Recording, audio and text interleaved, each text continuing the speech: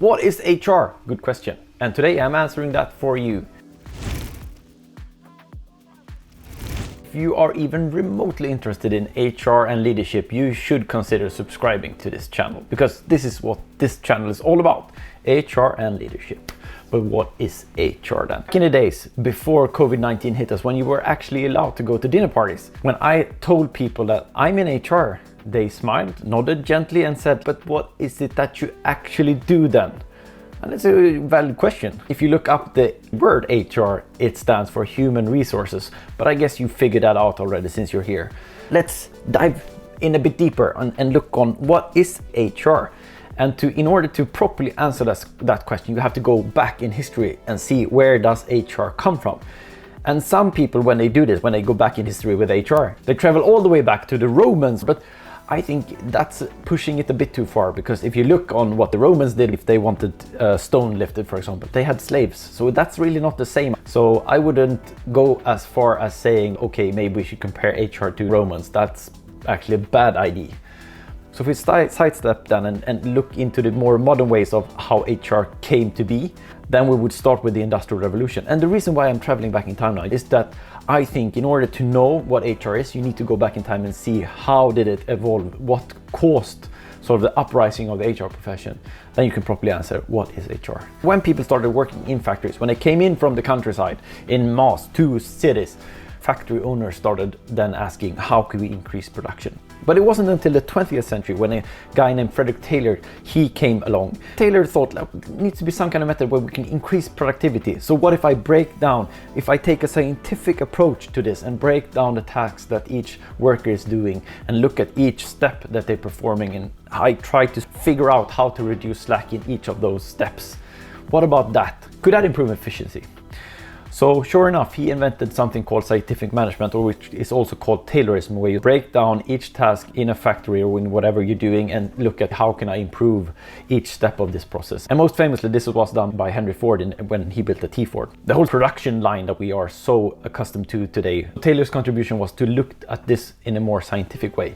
And then others followed during the decades that followed. And I think it's important to mention one of them, Elton Mayo, who in 1924 research was causing turnover in a textile mill. And what Mayo did compared to Taylor was that Mayo looked at the individual versus where Taylor looked at only the process.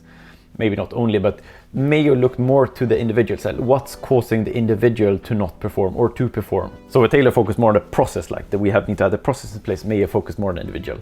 Both have obviously influenced HR greatly. We see the concept of both of them present in our workplaces as of today.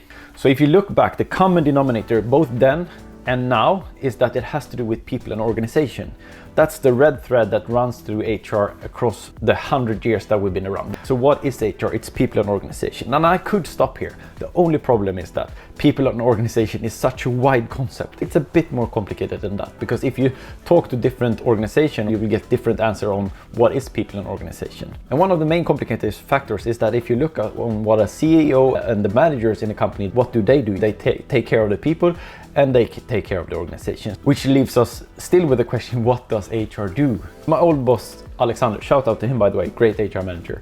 He said that HR is like being a football coach, being on the sidelines, having overview of the field with all the players, and the players in this case being managers, and helping them perform in the best possible way, both on the field but also off the field, and helping them push this organization towards the end goal of the business. And that analogy resonates with me because that's also how I see HR. We're helping organizations and thus the people in the organizations evolving and growing and developing themselves. And we also obviously then bring in new players to the team, and we also help exiting players who no longer fit the team. On the sidelines, helping others to play, and others in this case being managers, helping them to be better, to make better decisions and more long-term decisions, and simply help the organization getting better.